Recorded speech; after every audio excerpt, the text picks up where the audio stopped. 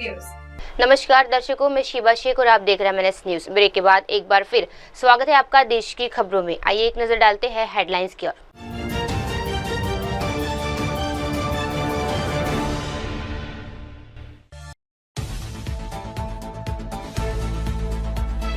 आप नहीं तो आपके बेटे को टिकट, राजनीतिक में नहीं होनी चाहिए जमींदारी प्रथा।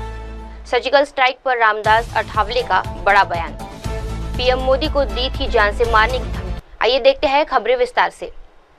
आप नहीं तो आपके बेटे को टिकट, राजनीतिक में नहीं होनी चाहिए जमींदारी प्रथा। बीजेपी नेताओं को पीएम मोदी की नसीहत। प्रधानमंत्री नरेंद्र मोदी ने चुनावी राज्य बिहार के 2 दिवसीय दौरे के पहले दिन भारतीय जनता पार्टी के प्रदेश कार्यालय में सांसदों, विधायकों और पार्टी पदाधिकारियों के साथ बैठक की। पटना स्थित बिहार बीजेपी के कार्यालय में करीब 70 मिनट में चली इस बैठक में पीएम मोदी ने नेताओं से संवाद किया। आगामी बिहार चुनाव में जीत का मंत्र दिया। पीएम मोदी ने नेताओं को बीजेपी की अब तक की यात्रा और पूर्वजों के बलिदान को याद रखने की नसीहत दी और विधानसभा चुनाव से पहले टिकट बंटवारे को लेकर भी स्पष्ट लकीर खींच दी। बीजेपी सूत्रों से मिली जानकारी के मुताबिक पीएम मोदी ने इस बैठक में कहा कि बीजेपी 4 पीढ़ी के बाद यहां तक पहुंची है, दुनिया की सबसे बड़ी पार्टी बनी है। पूर्वजों के बलिदान याद रखिए, जिसके बाद हम आज यहां तक पहुँच पाए हैं।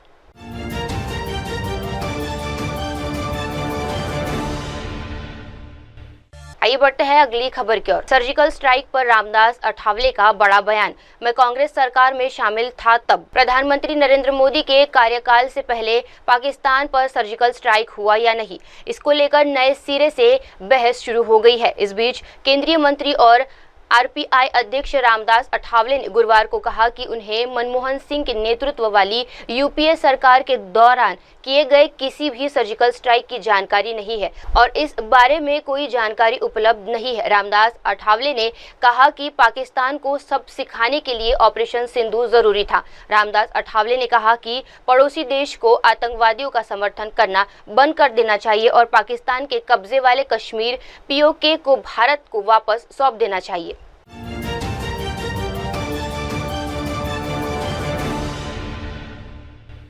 आइए बढ़ते हैं अगली खबर की ओर। पीएम मोदी को दी थी जान से मारने की धमकी, अब भागलपुर से आरोपी गिरफ्तार। प्रधानमंत्री नरेंद्र मोदी 2 दिवसीय बिहार दौरे पर है। बीते गुरुवार को वे पटना पहुंचे थे। पटना में उन्होंने रोड शो किया था।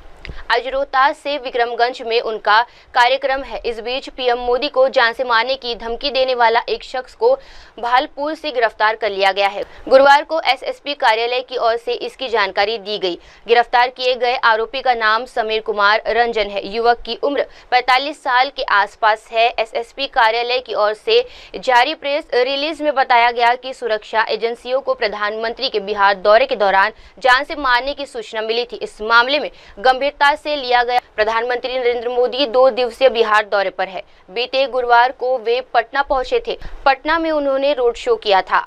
आज रोहतास से विक्रमगंज में उनका कार्यक्रम है। इस बीच पीएम मोदी को जान से मारने की धमकी देने वाला एक शख्स को भागलपुर से गिरफ्तार कर लिया गया है। गुरुवार को एसएसपी कार्यालय की ओर से इसकी जानकारी दी गई। गिरफ्तार किए गए आरोपी का नाम समीर कुमार रंजन है। युवक की उम्र 45 साल के आसपास है। एसएसपी कार्यालय की ओर से जारी प्रेस रिलीज में बताया गया कि सुरक्षा एजेंसियों को प्रधानमंत्री के बिहार दौरे के दौरान जान से मारने की सूचना मिली थी। इस मामले में गंभीरता से लिया गया।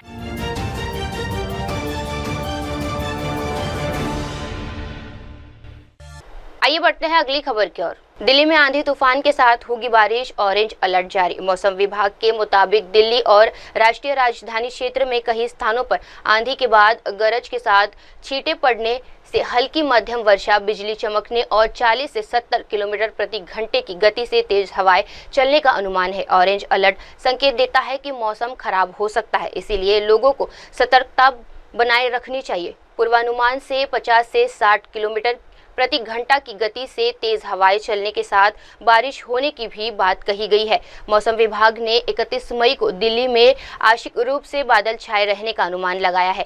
गरज चमक के साथ हल्की बारिश होने की संभावनाएं जताई गई है। इस दौरान 30 से 40 किलोमीटर प्रति घंटे की रफ्तार से हवा भी चल सकती है, जो बढ़कर 50 किलोमीटर प्रति घंटे तक पहुंच सकती है।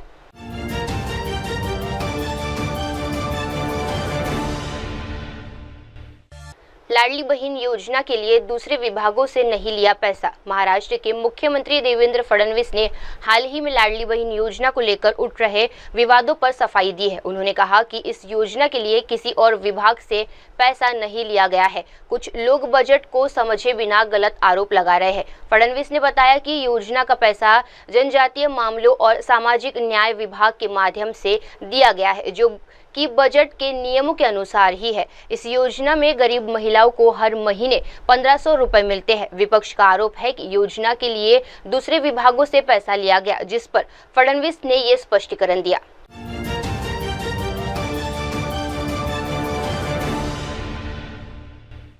आइए बढ़ते हैं अगली खबर की ओर।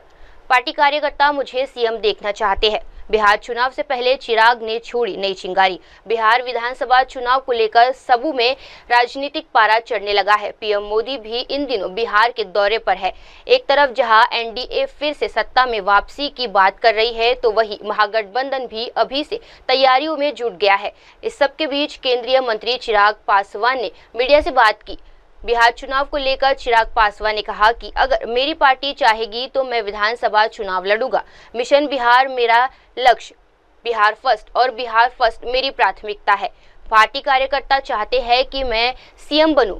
मैं उनकी भावनाओं का सम्मान करता हूं। कार्यकर्ता चाहते हैं कि उनका नेता राज्य के सर्वोच्च पद पर रहे, इसमें कोई बुराई नहीं है। उन्होंने आगे कहा कि आज की तारीख में मेरे पास एक भी विधायक नहीं है, इस वजह से मैं अपनी आवाज को बुलंद नहीं कर पा रहा हूँ। राज्य मुझे मेरी पार्टी को और मजबूत करना है। मैं केंद्र में अपनी राय रखता हूँ, लेकिन बिहार विधानसभा में मेरी पार्टी का कोई उम्मीदवार नहीं है।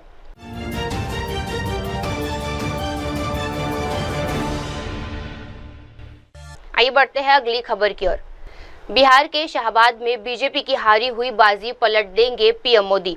प्रधानमंत्री नरेंद्र मोदी आज विक्रमगंज से बिहार को 48,500 करोड़ रुपए की सौगात देने जा रहे हैं। ये बहुत बड़ी सौगात है, जिसमें सड़क, रेल, गंगा का पुल और बिजली प्लांट से जुड़ी योजनाएं शामिल है। लेकिन पीएम मोदी ने बिहार को इतनी बड़ी सौगात देने के लिए रोहतास जिले के विक्रमगंज को ही क्यों चुना?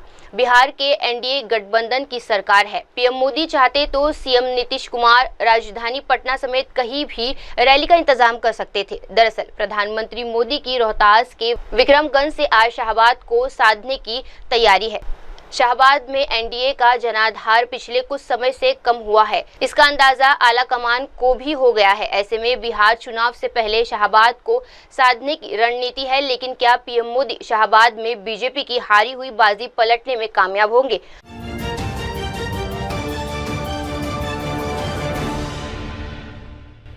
आइए बढ़ते हैं अगली खबर की ओर। दिल्ली के होटल रूम में मिली युवक की लाश। सेंट्रल दिल्ली के पहाड़गंज इलाके के आराकशा रोड स्थित नबी करीम इलाके की गली नंबर 6 में स्थित एक होटल के कमरे में एक युवक की संदिग्ध परिस्थितियों में लाश मिलने की सनसनी फैल गई है। यह घटना बुधवार दोपहर की है, जहां होटल स्टाफ ने चेकआउट के दौरान कमरे में दस्तक दी, लेकिन अंदर से कोई प्रतिक्रिया नहीं मिली। होटल सूत्रों के अनुसार मृतक की पहचान 36 वर्षीय सचिन सागर के रूप में हुई है, जो नॉर्थ दिल्ली के मकालगंज पश्चिम बस्ती सब्जी मंडी क्षेत्र का निवासी था। बताया गया कि वे बुधवार होटल में एक 26 वर्षीय महिला के साथ आया था, जो नॉर्थ ईस्ट दिल्ली के नंदनगरी की रहने वाली है। अब वक्त हो चला है दर्शकों एक छोटे से ब्रेक का। ब्रेक के बाद भी जुड़े रहिए देश की तमाम बड़ी खबरों के साथ। धन्यवाद। हाय हेलो नमस्कार, मैं हूं पंकज विष्णु और आप देख रहे हैं MNS न्यूज। आप देख रहे हैं MNS न्यूज, सच जरूर।